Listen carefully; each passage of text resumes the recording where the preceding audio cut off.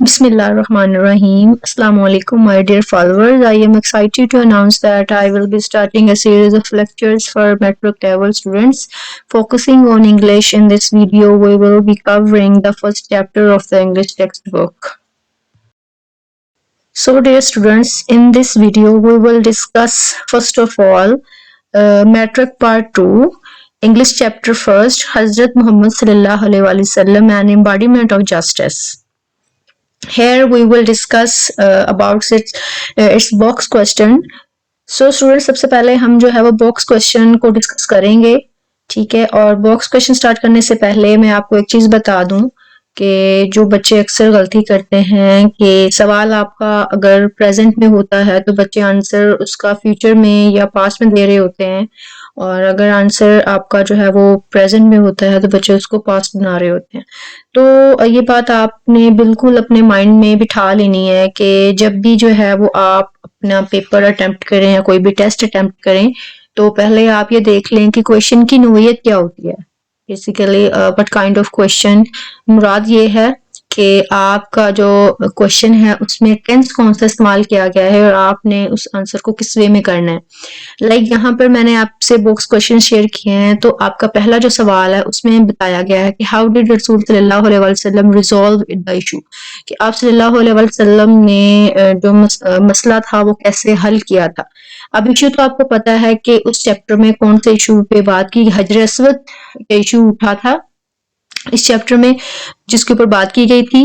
तो कहने से मुराद ये है क्योंकि जो है वो बात ये पहले हो चुकी थी और आपका जो क्वेश्चन है वो पास्ट में है। अब पास्ट को क्या शो करता है कि जो डिड बताया गया है क्वेश्चन में वो बेसिकली आपके पास्ट को शो करता है, और जो डिड है वो चूंकि सेकंड फॉर्म है और सेकंड फॉर्म के साथ हमेशा फर्स्ट फॉर्म का इस्तेमाल होता है। और आंसर में हमने क्या करना है कि जब हमने डिड को रिमूव करना है तो जो फर्स्ट फॉर्म है यहाँ पे रिजॉल्व, वो रिजॉल्व से रिजॉल्व हो जाएगी।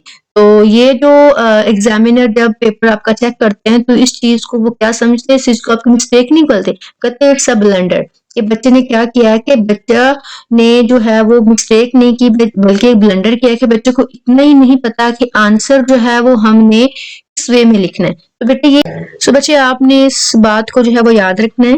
चलें जी, बढ़ते हैं हमारे इस अगले सवाल की तरफ। Why did the Quraysh think that the Rasul sallallahu alaihi wasallam would favor them? The answer is, as the Rasul sallallahu alaihi wasallam himself belonged to the tribe of the Quraysh, they thought that he would favor them. So बेटे आप यहाँ पर ये बात notice करें कि did है तो did के साथ हमारा think लगा हुआ है, लेकिन जब हमने आंसर में जो है did को रिमूव किया है तो think की वजह हमारा क्या हो गया जी, थॉट हो गया। तो इस बात को आपने जो है वो कह लें कि पल्ले बांधना है या आपने अपने माइंड में बिठाना है, जो भी करना, but you have to remember this. So our next question is, why did the non-Muslims trust the Rasul sallallahu alaihi wasallam?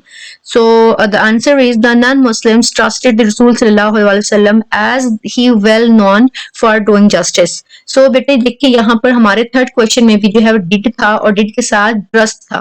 तो जैसे हमने डिड को रिमूव किया तो हमने ये बता दिया कि ट्रस्ट को हमने ट्रस्टेड करना है। क्यों? क्योंकि हमारा जो क्वेश्चन है वो हमारा पास्ट में है और हमने आंसर भी हमारा ऑटोमेटिकली पास्ट में ही देना है। Question number 4 is, what advice did the Rasul sallallahu alaihi wasallam give to Hazrat Ali? हज़रत अली को जो है वो आप सल्लल्लाहु अलैहि वसल्लम ने कौन सी नसीहत की थी? The answer is, the Rasul sallallahu alaihi wasallam advised Hazrat Ali not to decide any matter without hearing both parties and knowing the truth.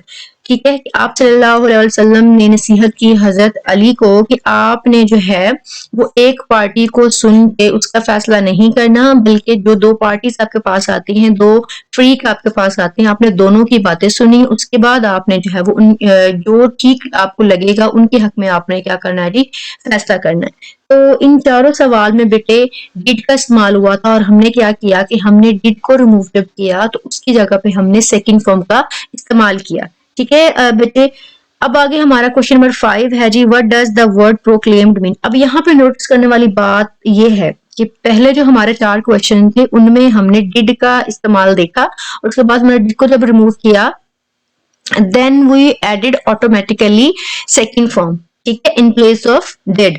ठीक है। लेकिन हमारा जो पांचवा सवाल है उसमें जो है वो does mean there has been used the tense of present indefinite. Present indefinite use किया गया है, ठीक है, उसका नेगेटिव डज, सॉरी नेगेटिव और इंटेरोगेटिव इस्तेमाल किया गया है। तो हमने क्या करना है बेटे, हमने यहाँ पर जो है वो हमारा आंसर भी प्रेजेंट में ही देना है, जैसे कि यहाँ पर लिखा हुआ है to proclaim means to declare something in formal manner और इन एन ओपन वे। तो ये स्टूडेंट्स हमारे जो है बॉक्स क्वेश्चन थे। इंशाल्लाह नेक्स्ट वीडियो में हम इसके एक्सरसाइज क्वेश्चन को डिस्कस करेंगे। और जो मैंने बहुत बातें आपको बोली हैं, दीज आर वेरी इंपॉर्टेंट, आपने उनको याद रखना है। ठीक है। So stay tuned for more educational content and don't forget to like, share and subscribe for updates. Your feedback and support means a lot for me. Thank you watching my video.